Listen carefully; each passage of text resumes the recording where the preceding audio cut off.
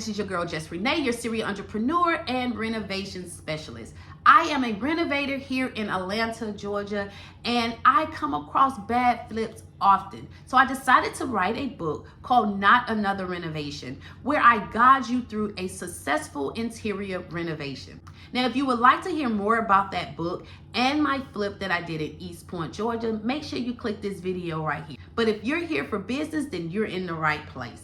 All right, guys, so as I told you before, I wrote this book. And while writing this book, I developed a passion to actually teach the art of renovating. So I'm going to be shifting my business to more of a coaching business, which is going to give me the opportunity to be able to start my third stream of income.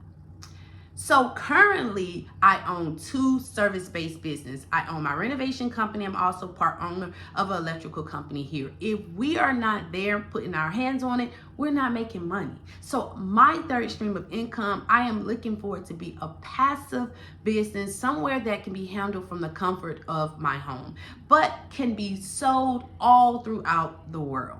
All right. So I already knew that obviously an online business was going to work for me. I just had to decide what business I was going to start online.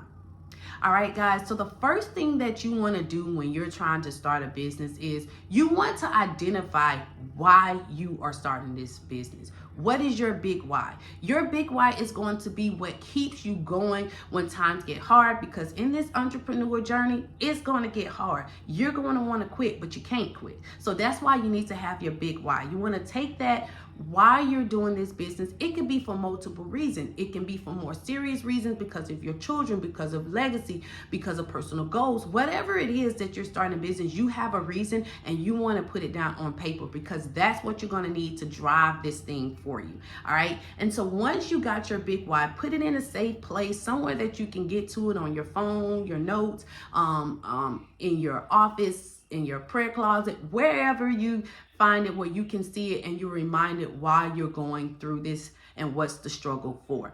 Okay, so once you've established your big why and the reason that you're doing it, now you want to set the tone for your business. All right. So now you want to start asking those questions. You want to know what the business is. What are you offering your clients, a service or product? You want to know, why is the business needed? Any business that you have, you want to make sure that you are solving some type of problem. Even if it's an online boutique, let's say you're selling t-shirts, you're still affording people the opportunity to either get affordable t-shirts that may not be affordable in their area, or a certain design t-shirt that you're offering that they can't get from their local stores. So you always want to know what is the need or the problem that you are solving with your business. Who is your business for? You want to know, what is that person's age? What is that person's nationality? You want to know, who is your perfect client? Who are you developing this business, this product, or this service for? That is going to help you to be able to develop a marketing scheme later on down the line. So these are things that you want to ask yourself. Now, where is this business at? You want to know, is this going to be an online business? Is this a local business? Is this a regional business? These are some of the questions that you want to ask yourself about your business. And lastly, you want to know, how do you reach your customers? What ways do you plan on reaching your customers to make sure they get this information? Is it going to be through a YouTube channel? Is it going to be through a podcast? Is it going to be word of mouth? Are you going to be using social media as your main way to get to your customer? Are you going to be going to trade shows? These are some things that you want to think about as well, because later on it will help you again to set a tone. These things also will help you to set a roadmap. When you know where you're going, then you know how to map out to get there. Even if the road changes while you're on that journey, it's okay. It's just like a GPS. The GPS may change along the way, but the destination is the same. So setting these things in place, getting these things written down, will help you to stay on track to get to the next level. So now you know what you're doing, why you created this business, and who you created this business for. Now you need a name. Now you want to take all of that, knowing the business that you're doing, everything, and you want to start just putting thoughts together. Just start thinking of words that has anything to do with the business that you're doing, what you want your customers to think of when they see the business name. You want to just jot those things down.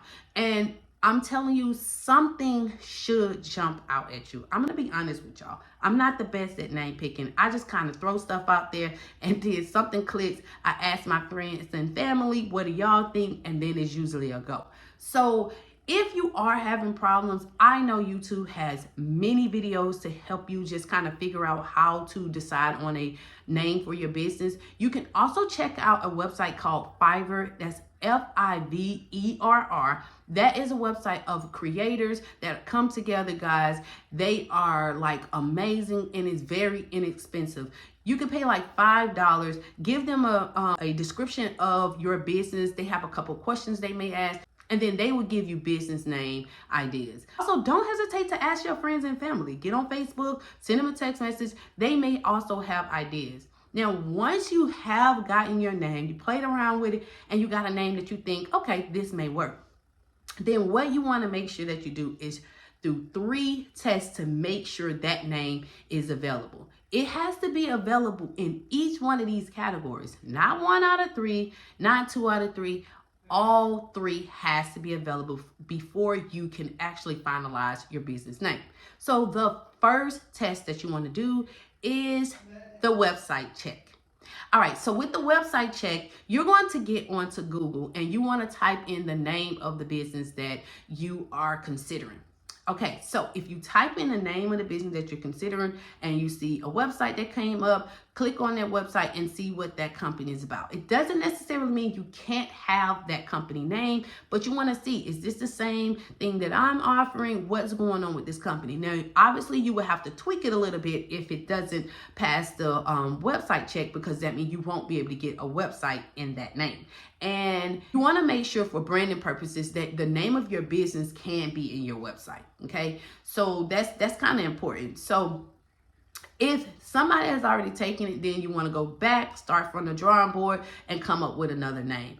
Like I said, or tweak it a little bit to see if you can make it work. Okay, so if you don't see it in Google, I don't like to stop there. I like to take one extra step just to make sure that that name is not already bought from a website host. So I go over to GoDaddy.com and I put that name into the search just to see if it's going to come up, and then it will let me know if this name is available or not. If it's available, then obviously that may be an option because it has now officially passed the website check. Now, before you secure that though, let's make sure we do the other 2 checks. So the second check is going to be the social media check. So I'm going to head over to my Instagram or my Facebook, wherever I'm going to be building my platform for my business, which hopefully is both.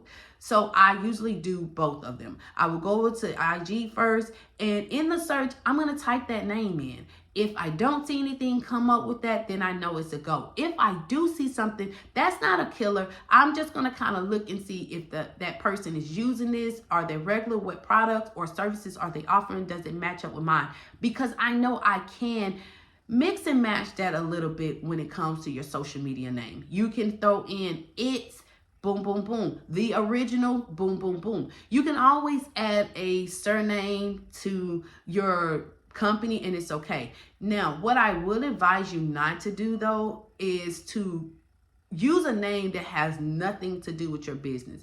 Now, there are some exceptions to this. If you are a hairstylist, you may have the weave slayer instead of having your name, and that's okay too. But if you are an online product or online business, you're going to really want your name to be in your social media for branding purposes to keep everything cohesive. You know what I mean? Again, you may be able to add a surname to it, but I wouldn't change it too much. So if you get on there and it's just gone, there's no way that you could tweak it a little bit to make it yours, then that's dead, y'all. You got to start back over, find you a new name, and then run it through the website test, and then run it through the social media test. But obviously, if you get on there and it's free, then that is yours to grab. You should go ahead and just hold that with the IG so that nobody else can take that name. But it's not to say it's a complete go, because somebody could have gotten that name and just not got a social media and just not got a website. And so now I'm going to take you to the final test that, you know, it's pretty solid here. We're going to go over to the IRS. Okay, it gets real.